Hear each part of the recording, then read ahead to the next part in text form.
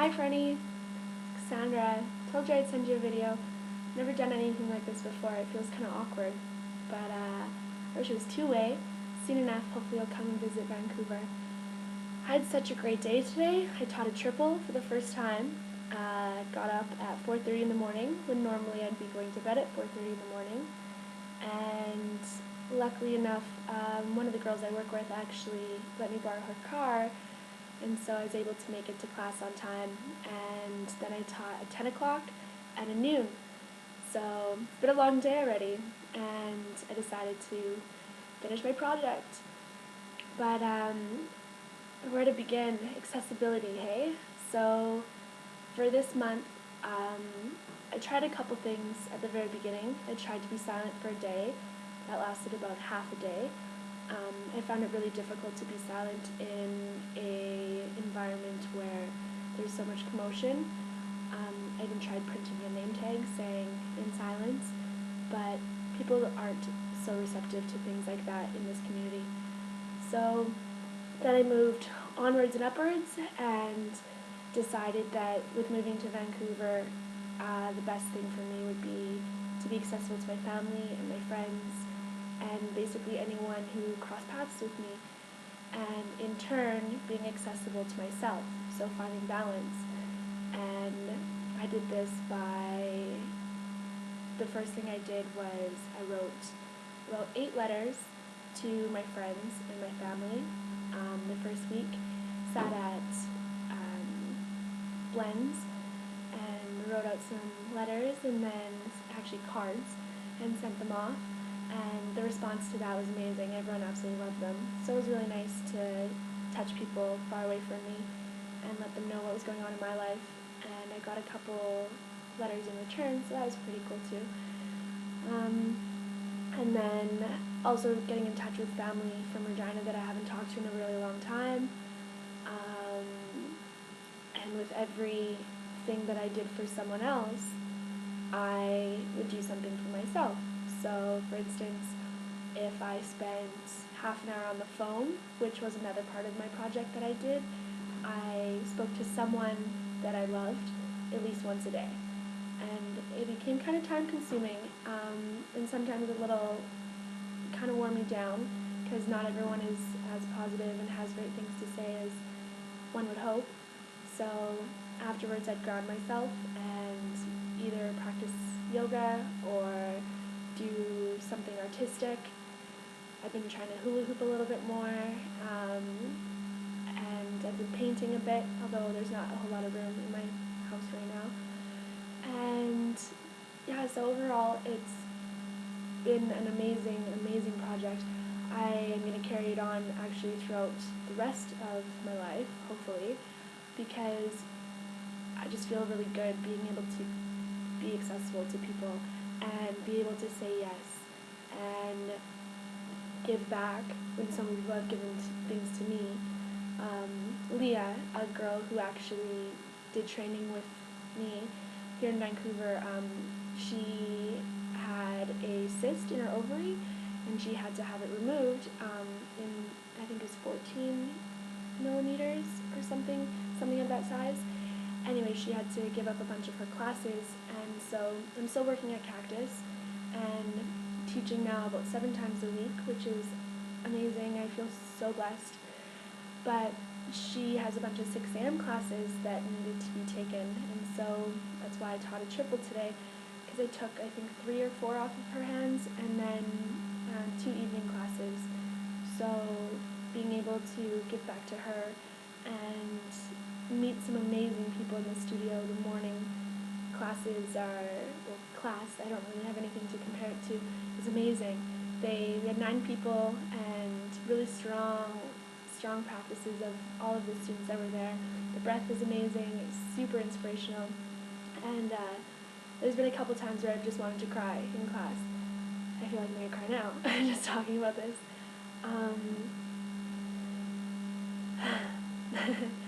But yeah, and even when I've been practicing myself, I practice about at least half of the series every day, if not more. And then I've been sitting for, oh, what happened? Oh, there we go. I don't know if you saw that, but it went black. Actually, probably not. It's only on my screen. I don't know what I'm doing with this. Technology freaks me out. um, but yeah, so I've been sitting for anywhere from 15 to 20 minutes a day and really experiencing that and learning how to be still and calm, focusing on my own breath, because, I mean, let's face it, you can't preach something unless you're going to practice it yourself. So it's been really a huge learning experience, actually. I'm really enjoying being able to do a self-practice every day. I have a beautiful space to do it. This is my house. I'll show you around in a little bit. I'll show you my view. It's amazing. And unfortunately, I'm only going to be at this location until April, maybe. My lease is up in April, so I will maybe be moving to East Vancouver, because that's where the studio is going to be opening, and then I can just walk everywhere I go, and it'll be great. I've been biking a lot, but right now the weather's a little bit colder. My bike is just taking up room. So I don't know what I'm going to do. I might sell it. We'll see. I only paid $40 for it, so quite the steal.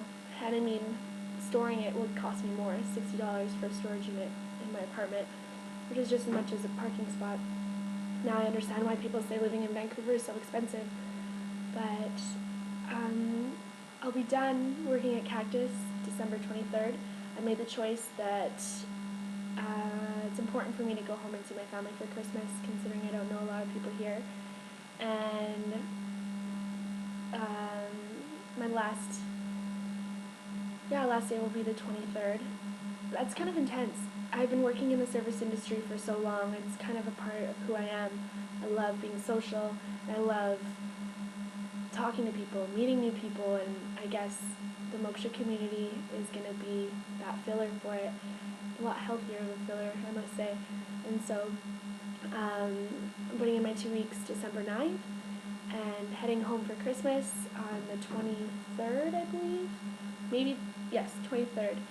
And then staying until the 30th. And in hopes that I'm going to talk to Ange, actually, and see if I can get in the little room at some point and do a practice teaching to all the lovely people that did my practice teaching classes when I was in Edmonton before I moved here. And I hope that if I give you enough notice that you'd be able to take that class. It'd be awesome. And yeah, as for love life, I don't know. I told you about Kerr, and in my last letter, last project, which is Be Healthy. Speaking of, I said that I was a little disappointed with my Be Healthy project, so I continued it on to this month, and I had cut out sugar completely, and then I lied to myself because I can't do that. So I cut out sugar 6 days a week and allowed myself Sundays to indulge, and man, oh man, did I indulge last night. I had a whole entire thing of cookie dough ice cream, I confess. It was amazing. Ben & Jerry's. But it's so expensive, $8. Like, robbery. It should be made of gold. But it was worth it. And, yeah, so other than that, I've just been super conscious of what I've been eating. Eating a lot of fruits and vegetables, and I'm still eating fish, so that's good. Which brings me back to my love life, kind of. I met a person his name is Mike, in Edmonton when I was working at Cactus, when I first got back from training. And it was amazing. Like, we hung out and we were just friends. I told him that I was moving, but he took me in a helicopter and we went quadding and did a bunch of outdoor things, which definitely knows the way to my heart, is outdoor activity. And so I told him I couldn't have a relationship because I was moving, and he told me 2 weeks later that he was moving out to Vancouver as well, and continued that by saying, well, girls like to be chased, don't they? Which I tend to agree, to some extent. I was a little freaked out at first, but he got here a couple days before Halloween, and then picked me up, and we went to the island for Halloween, and had the most amazing time ever. I don't think I've ever felt so close to someone and so accepted for who I am, and cared for. I don't really know how to express my feelings. But yeah, he is in Fernie right now, and he moved. He doesn't really have a home. He's kind of living out of a backpack, I guess, working, and he works as an engineer. And so he'll be back home in the next little while, and he has to stay with me. So I don't know if this falls into accessibility or not. I live in 480 square foot bachelor suite, and I really like my time. Cassandra time is really important, I've come to realize. And so I said yeah. I said he can stay with me for a little bit until he finds a place, because he won't be back in town in time to find a place for December 1st. So we'll see how that goes. He's a really good cook, so his claims anyways. I think he's cooked me one meal before, but says he's going to cook me healthy food, and I don't know, I'll clean, I guess, so it works out pretty good. He's going to help out with half of my rent for the month of December, which will help out with Christmas. But yeah, he's super earthy and just an all-around amazing person, and I'm really excited to get to know him better. I only really knew him for 2 months in Edmonton, and then the weekends of magic on the island. We had a couples massage and went out for great dinners, which is one thing. He makes pretty decent money, and I'm going to be taking a bit of a pay cut when I am not working for Cactus anymore and hopefully just teaching full time. And it makes me feel a little uncomfortable that he pays for a lot of things. And I told him that, and it's all about open communication. And so he then said that, well, he likes to eat great, and he doesn't want me to just eat bread. So that was always good. Although when you put butter and salt and pepper on bread and you close your eyes, it tastes like deep fried chicken. I found that out by Tyra. And so, yeah, I think the next coming up month, December, I'm just really excited to see where it goes and to continue on with the health and the accessibility, being accessible to myself, being accessible to Mike and my family and the community, and out with the old and in with the new. And these projects, I couldn't have imagined that they would be so life-changing. It's not just a project, it's definitely a lifestyle, as cliche as that may sound. I'm really happy that Moksha is a part of my life.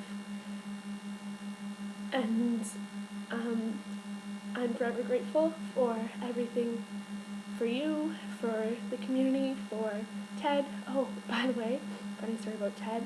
I went to the yoga conference, and I took Ted's workshops, the safety standing series and then ground series, and then he took a workshop with me right afterwards, and I was eating a homemade vegan granola bar, and he looks at it and says, "Oh, that looks delicious," and I asked him if he wanted to try some, and he said, "Is there nuts in it?" And I said, "No," and then he said, "Is it vegan?" I said, "Yes," and he puts a piece in his mouth, and then I remembered that recipe, I did put peanut butter in instead of applesauce, because I didn't have any applesauce, and I told him, and he looked at me with like this horrifying look, and ran and got water and came back, and he's allergic to peanuts. And so I felt so awful, and I asked if he had an EpiPen, and he didn't have an EpiPen.